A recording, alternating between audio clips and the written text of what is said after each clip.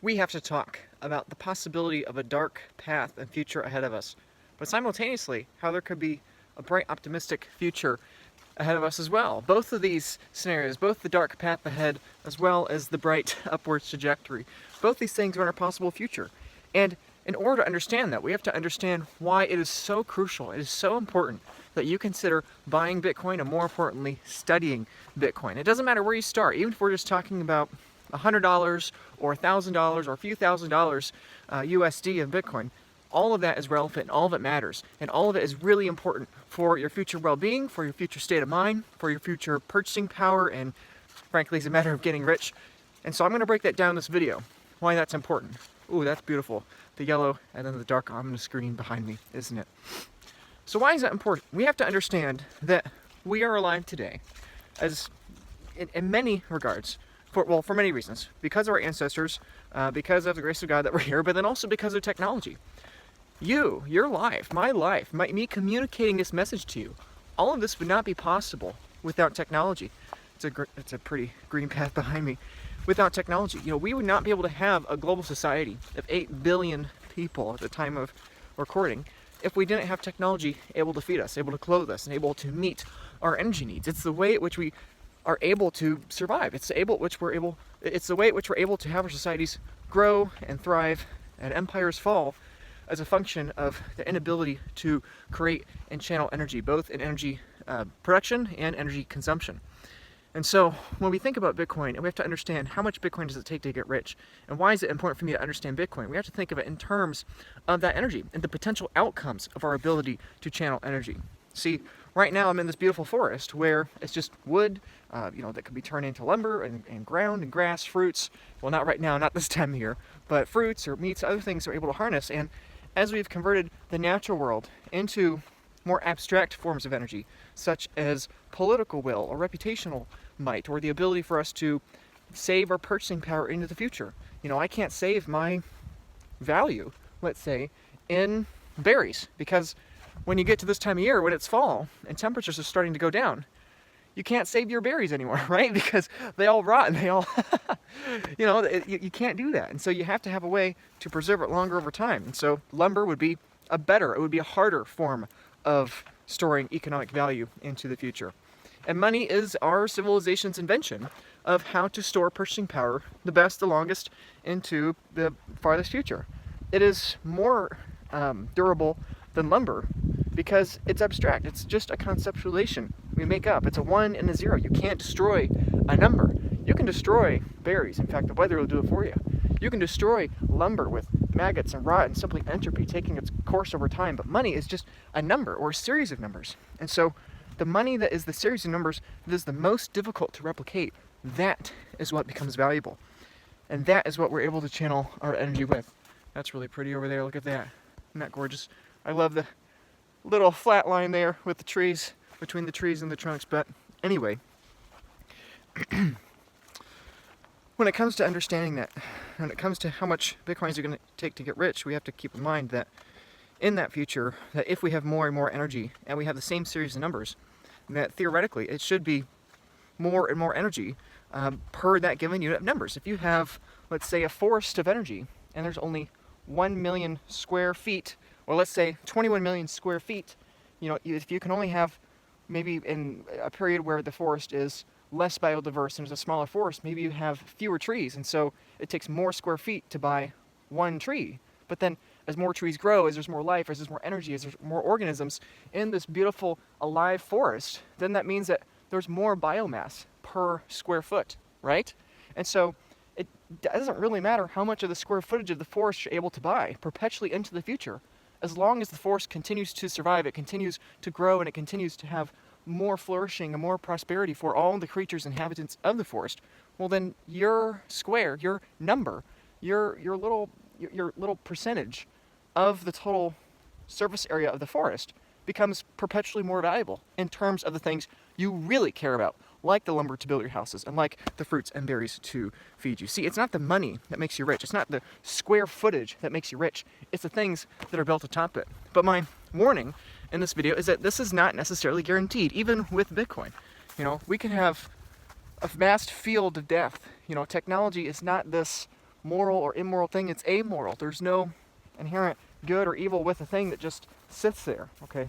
It's the human will, and it's our ability to exert our morality and exert our will unto that. So, perhaps we have a future ahead of us with a lot of death and a lot of carnage, but I'm optimistic and hope that we get lots of life and prosperity in front of us. I think there are lots of good examples for this too, if we think about our own personal lives and examples.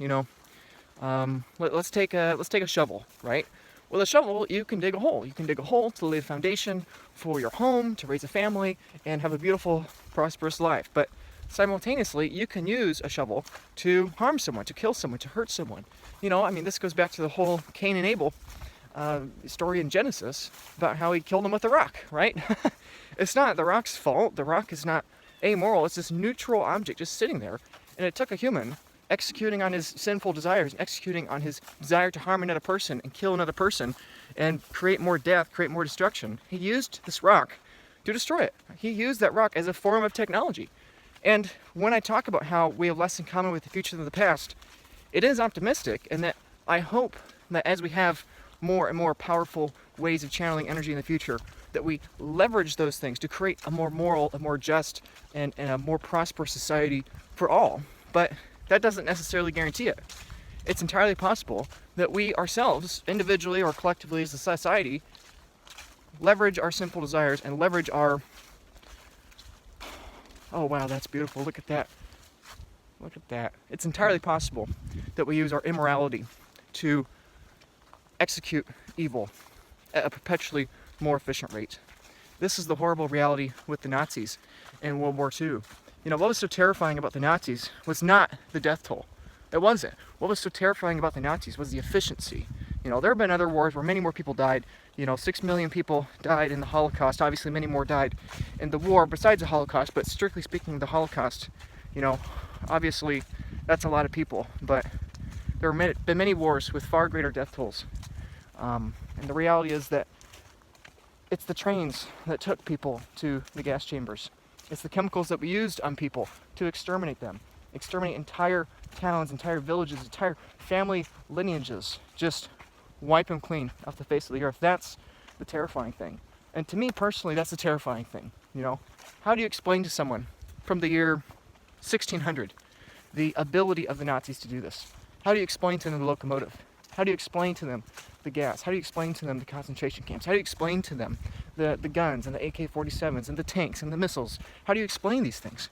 As we create more technology, it does not inherently necessarily mean that we're going to have a better future. Again, we could have a very bright, beautiful, prosperous future, or we could have a very dark future as well. Either is entirely possible. Fritz Haber is a good example of that. Fritz Haber was the man that led to the adequately named Haber process with nitrogen and soil and everything like that. His process, like I said at the beginning of this video, made probably your life possible. There's a very high probability he made your life possible, because what he did was that he found a way to restore nitrogen to the soil so that we could double our global calorie production. Okay, he raised the cap of number of humans able to be fed on Earth from 4 billion to 8 billion. Just one invention, just one discovery, just that one ability to introduce nitrogen back into the soil and therefore create more crops with better nutrition and more abundant. But then simultaneously, it's the same thing where it's the same process that led to the gas chambers.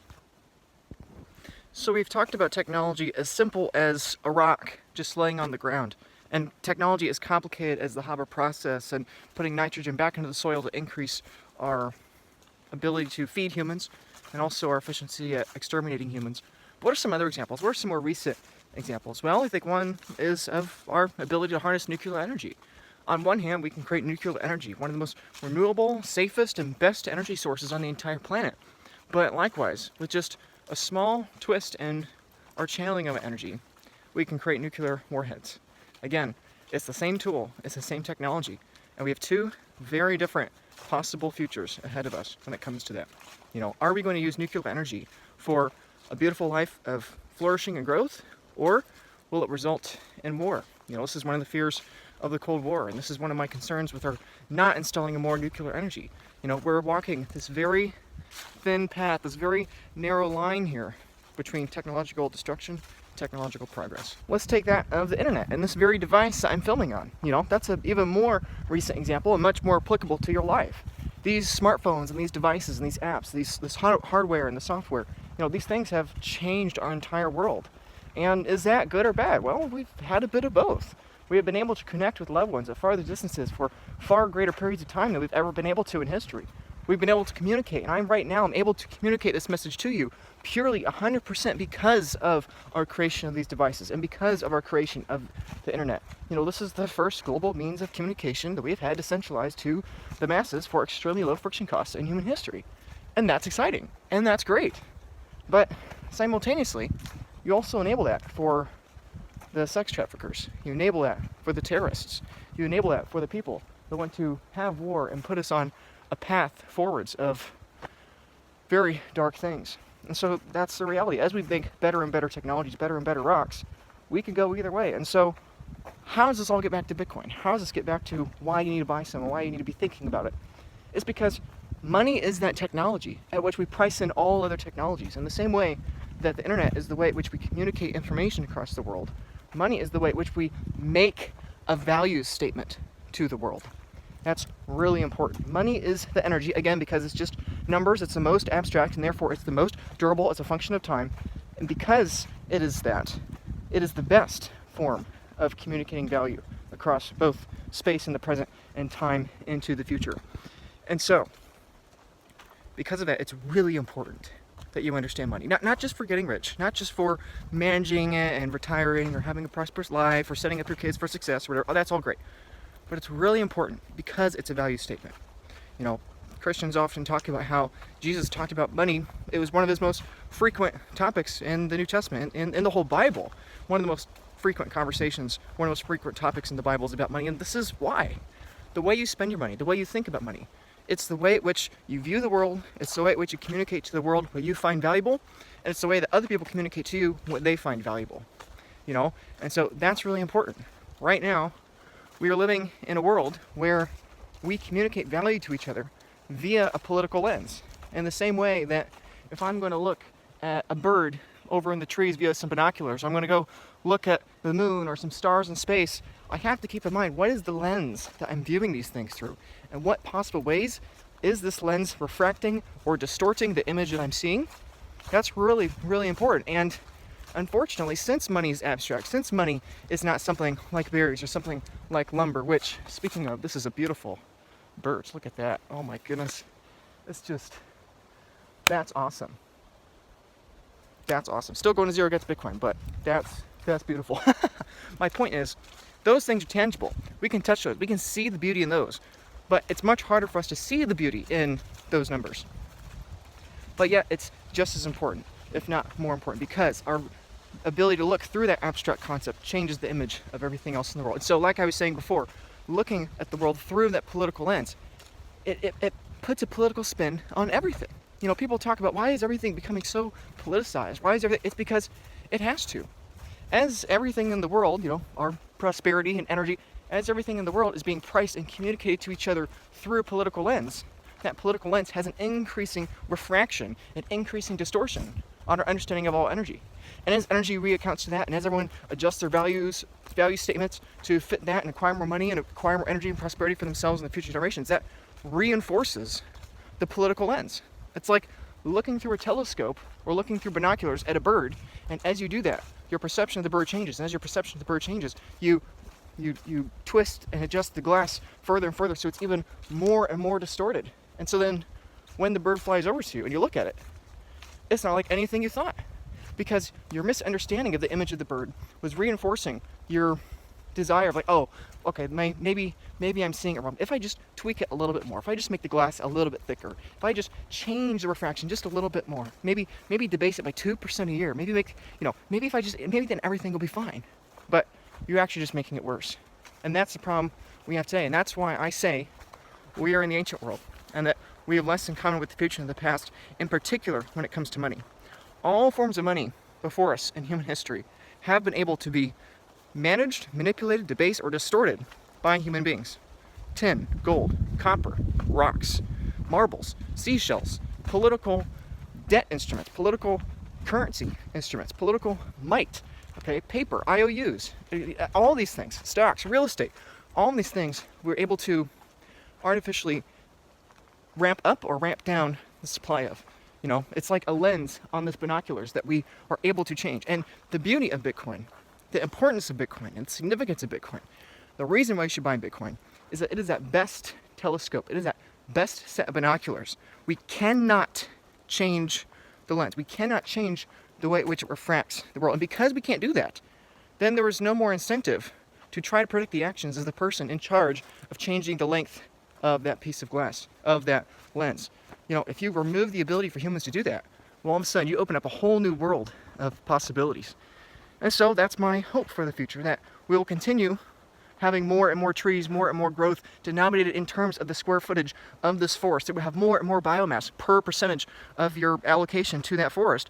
And as we have that, hopefully, we have a bright, vibrant, organized, orderly, and beautiful forest ahead of us, and not a chaotic, dead, dying, and decaying mess in front of us. This is the future with government, political currency. This is the future with manipulating our lens of perceiving the world.